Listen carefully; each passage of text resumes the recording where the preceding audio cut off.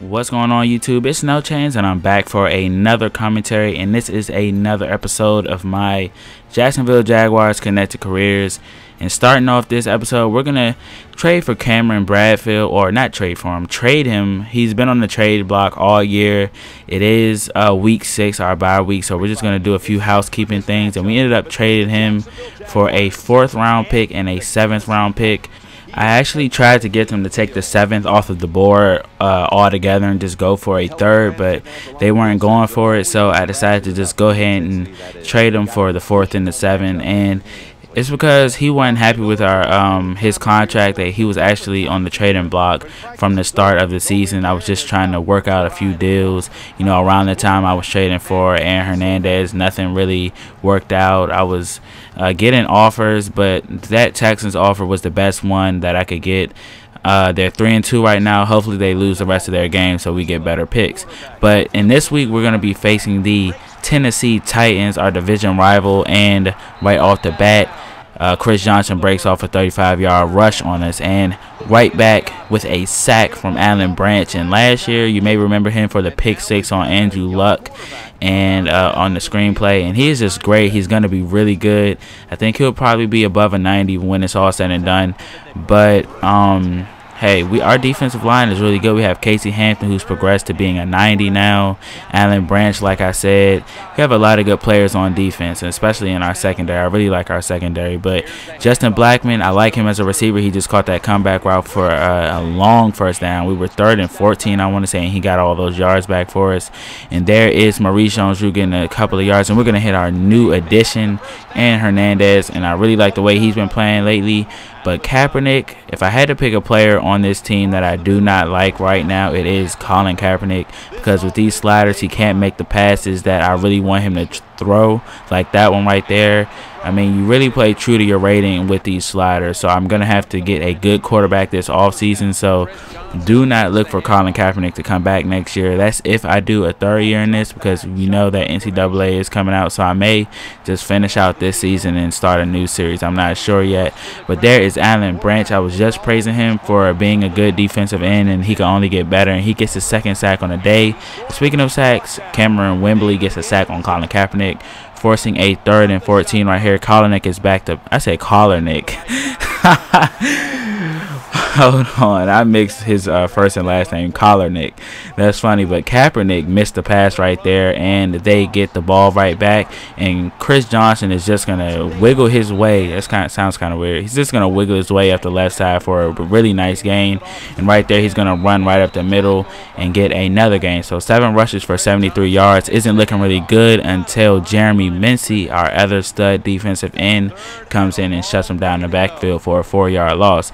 Here's Hasselbeck back to pass all day, gonna find Jared Cook Jr., and he's gonna be able to pick up the 1st down. And on 2nd down and 8, they're gonna toss out to the right side to Stevens Howling, and he's gonna break a few tackles and get about 12 or 13 yards on that play. And right here on 2nd down and 7, Chris Johnson is met in the backfield by Clint Sessions, and right there Clint Sessions meets him again. And Clint Sessions put on a clinic this game. He played really well, but Kaepernick not being accurate on the throw, but somehow Justin Blackman was able to come up with the tipped catch with a minute left. They're going to run the hurry up. Here's Kaepernick dropping back again, looking, going to roll out to the left side, going to find Cecil Shorts III up the sideline, steps out of bounds to stop the clock. So this is a promising drive for the Jaguars. We're going to hit our new addition, Aaron Hernandez. He's going to get out of bounds after getting the 1st down, 1st and goal coming up right here. 2nd down and goal. Kaepernick from the shotgun formation going to throw a screen to our nucleus, Maurice Jones-Drew, and he takes it in for a touchdown. Yes, I just called Maurice Jones-Drew our nucleus because our success depends on the way he plays. Him and Kaepernick both, you know, if they play well, the team will probably play well. So Kaepernick back to pass again, almost picked off, giving it right back to the Tennessee Titans. They have to score. They have gotten to the red zone a few times, but they've been shut out, and they get sacked again by Jeremy Mincey. So great play by our defensive line. Other than stopping the run, we've been getting a lot of pressure on Matt Hasselbeck, not allowing him to sit back there and be comfortable, with the exception of a few plays. But Kaepernick has the ball again. We're going to hit Randy Moss, who's back from injury this week, and he's going to turn the comeback route into a touchdown, getting a lot of yak We love yak around here, and if you don't know what yak is, it's yards after catch. But there is Chris Johnson getting the spin move, getting down to the 39-yard line on an 8-yard gain. So they really need to score. If they don't score right here, I might go on a limb and say that this game is over if we don't make too many more mistakes. But Stevens Howling is going to break off a really big 30 to 40-yard run right there. And here he is again, but he's not going to be able to get the first down. So they're going to sit here and take a field goal right there. So 6-17 right now as Kaepernick hits Blackman on the right side for the comeback route. So if we score right here, I believe we can put them away. And Maurice Jones-Drew gets a good rush of his own, breaking off a good chunk of yards right there. So Kaepernick, tons of time in the pocket, and that was the best he could come up with, throwing a pick right to McCourty. So they have gotten the ball right back. So let's see what Matt Hasselbeck and the Tennessee Titans can do. He's back to pass, looking, is going to be sacked again by Jeremy Mincey, and our defensive line is playing great. Bringing up a 2nd and 19. Hasselbeck is back to throw, and Rashean Mathis. I had one guy comment on my video and say that I shouldn't give him that much money, but that's exactly why we do it. He was a shutdown corner last year and played really good defense, getting a few interceptions as well, but we give it right back. So turnover for turnover, tick for tack, we actually give the ball right back, and that rhymed. But Justin Blackman actually fumbled it right there, and they're trying to score off of it as they hit Nate Washington on the left side for a beautiful tiptoe catch. But Hasselbeck is going to be sacked yet again for the 3rd time by Allen Brent. So I have really high hopes for this guy. He's going to be really good one day. But they decided to go with a run on 3rd down and 9, and they do not get it. So they'll settle for yet another field goal. And on 3rd down, we really need this first down, and Maurice Jones-Drew gets it. So they're going to have to start using their timeouts. And Maurice Jones-Drew on the right side gets yet another big run, trying his best to stay in bounds. And they use their final timeout. So 3rd down and 10, we're going to run it again. We're going to run a few seconds off the clock, try to get this field goal here and put this game out of reach. But I absolutely get no power on it. So this is tough. We actually give them 22 seconds with pretty good field position.